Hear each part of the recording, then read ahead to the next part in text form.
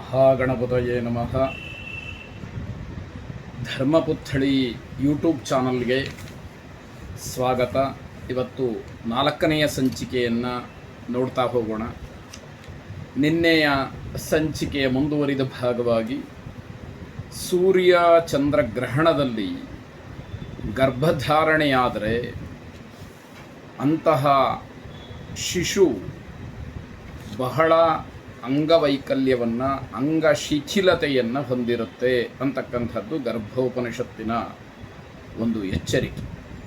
ಆ ದೃಷ್ಟಿಯಲ್ಲಿ ಗ್ರಹಣದ ಕಾಲದಲ್ಲಿ ಗಂಡು ಮತ್ತು ಹೆಣ್ಣು ಪರಸ್ಪರವಾಗಿ ಸೇರಿ ಗರ್ಭಧಾರಣೆಯಾದರೆ ಆ ಮಗುವಿನ ಶರೀರದಲ್ಲಿ ಹಲವಾರು ರೀತಿಯ ಅಂಗವೈಕಲ್ಯ ಜೊತೆಗೆ ಅಂಗಶಿಥಿಲತೆ, ಪೋಲಿಯೋ ಇತ್ಯಾದಿ ಯಾವುದೋ ಒಂದು ಶರೀರದ ಭಾಗದಲ್ಲಿ ಶಕ್ತಿಯನ್ನು ಕಳ್ಕೊಳ್ತಕ್ಕಂಥದ್ದಾಗುತ್ತೆ. ಅಂತಹ ಮಗು ಒಂದು ಕೈ ಬಲವಾಗಿರುತ್ತೆ, ಮತ್ತೊಂದು ಕೈನಲ್ಲಿ ಶಕ್ತಿ ಇಲ್ಲದೆ ಇರತಕ್ಕಂಥದ್ದು. ಒಂದು ಕಣ್ಣಿನ ದೃಷ್ಟಿ ಚೆನ್ನಾಗಿ ಕಾಣುತ್ತೆ, ಮತ್ತೊಂದು ಕಣ್ಣಿಗೆ ಏನೋ ಸಮಸ್ಯೆ ಆಗುತ್ತೆ. ಒಂದು ಕಿವಿ ಚೆನ್ನಾಗಿ ಕೇಳುತ್ತೆ, ಮತ್ತೊಂದು ಕಿವಿಯಲ್ಲಿ ಸಮಸ್ಯೆ ಇರುತ್ತೆ. ಹೀಗೆ ತಲೆಯಿಂದ ಆರಂಭವಾಗಿ ಕಾಲಿನವರೆಗೂ ಕೂಡ ಹಲವಾರು ಅಂಗವೈಕಲ್ಯಗಳು ಆಗ್ತಕ್ಕಂಥದ್ದು.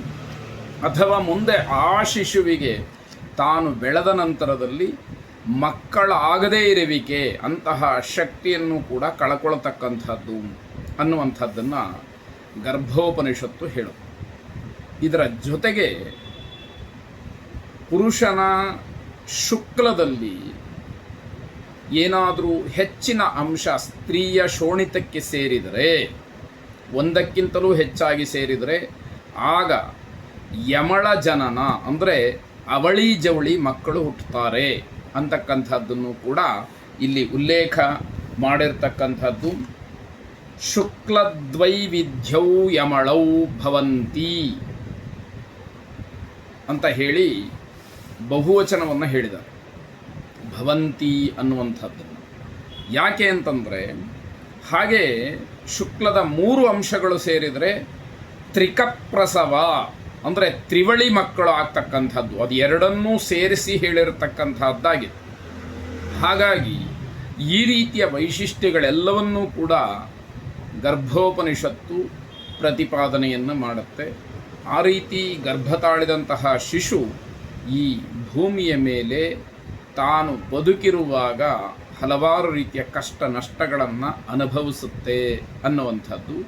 ಗರ್ಭದಲ್ಲಿರುವಾಗ ಒಂದು ರೀತಿಯ ಕಷ್ಟ ನಷ್ಟಗಳು, ನೋವು, ಹಾಗೆ ಹೊರ ಬಂದ ಮೇಲೆ ಒಂದು ರೀತಿಯಲ್ಲಿ ಸಾಮಾನ್ಯವಾಗಿ ಒಂದು ರೀತಿಯಲ್ಲಿ ಚಿಂತನೆಯನ್ನು ನಡೆಸಿದರೆ,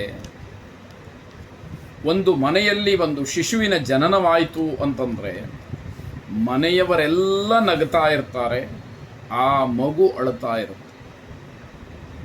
ಒಂದು ವೇಳೆ ಆ ಮಗು ಹುಟ್ಟಿದಾಗ ಅಳದೇ ಇದ್ದರೆ ಬಲವಂತವಾಗಿ ಆದರೂ ಕೂಡ ಅಳಿಸ್ತಾರೆ.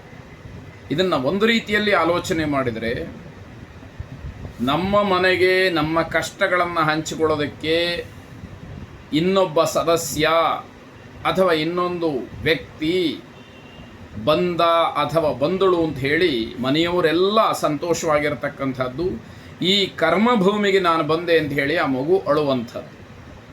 ಅದಕ್ಕೆ ಸಾಮ್ಯವಾಗಿ ಯಾರಾದರೂ ಸತ್ತು ಹೋದರೆ ಆ ಹೋದಂತಹ ವ್ಯಕ್ತಿಯ ಮುಖದಲ್ಲಿ ನಗುವಿನ ಭಾವವನ್ನು ಕಾಣ್ತೀವಿ, ಮನೆಯವರೆಲ್ಲ ಅಳ್ತಾ ಇರ್ತಾರೆ. ಇದರ ಅರ್ಥ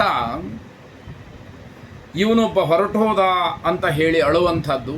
ಆ ಹೋಗಿರ್ತಕ್ಕಂತಹ ಶರೀರ ನಾನು ಈ ಭವಬಂಧನದಿಂದ ಎಲ್ಲ ಬಿಡಿಸ್ಕೊಂಡ್ಬಿಟ್ಟೆ ಅಂತ ಹೇಳಿ ಸಂತೋಷವನ್ನು ವ್ಯಕ್ತಪಡಿಸ್ತಕ್ಕಂಥದ್ದು ಅನ್ನುವ ರೀತಿಯಲ್ಲಿ ಕಾಣುತ್ತೆ. ಇದು ಯಾವ ರೀತಿ ಬೇಕಾದರೂ ಕೂಡ ಕಲ್ಪಿಸ್ಕೊಳ್ಬಹುದು. ಆದರೆ ಸತ್ಯವೇನೋ, ಸತ್ಯಕ್ಕೆ ಸಾಮೀಪ್ಯವೇನೋ ಅಂತ ಹೇಳಿ ಅನಿಸುವಂಥದ್ದು ಸುಳ್ಳಲ್ಲ.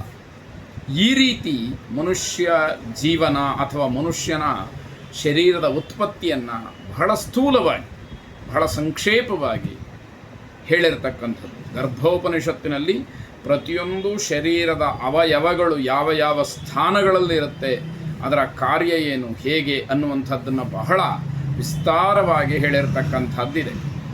ನಾನು ಬರೆದಿರತಕ್ಕಂತಹ 150 ಉಪನಿಷತ್ತುಗಳ ಅಧ್ಯಯನ ಅನ್ನುವಂತಹ ಪುಸ್ತಕದಲ್ಲಿ ಗರ್ಭೋಪನಿಷತ್ತನ್ನು ಮೂಲದ ಜೊತೆಗೆ ಸರಳ ಅರ್ಥವನ್ನು ಕೂಡ ಬರೆದಿರತಕ್ಕಂಥದ್ದಿದೆ. ಹೆಚ್ಚಿನ ಮಾಹಿತಿಗಳು ಬೇಕು ಅಂತಾದರೆ ಆ ಉಪನಿಷತ್ತನ್ನು ಅಧ್ಯಯನ ಮಾಡ್ತಕ್ಕಂಥದ್ದು. ಶುಭವಾಗಲಿ. ನಮಸ್ಕಾರ.